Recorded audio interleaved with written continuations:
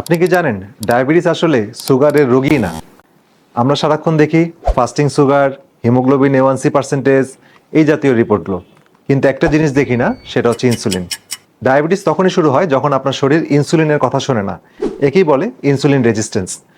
তখনও কিন্তু আপনার শরীরে সুগার নর্মাল থাকতে পারে, কিন্তু এই সময় আপনার মধ্যে কিছু পরিবর্তন দেখা যায়। যেমন আপনার পেটের চারিদিকে মেদ জমতে থাকে, আপনার খুবই ক্লান্তি লাগে, আপনার মিষ্টি খাওয়ার প্রবণতা দেখা দেয়, খাবার পরে ঝিমুনি আসে, খুবই ক্লান্তি লাগে, এই জাতীয় সমস্যাগুলো দেখা দেয়। এই সময় যদি আপনি রিপোর্ট করেন তখন কিন্তু দেখা যাবে hemoglobin A one C percentage, fasting blood sugar, এগুলো কিন্তু এই সময় নর্মাল থাকতে পারে।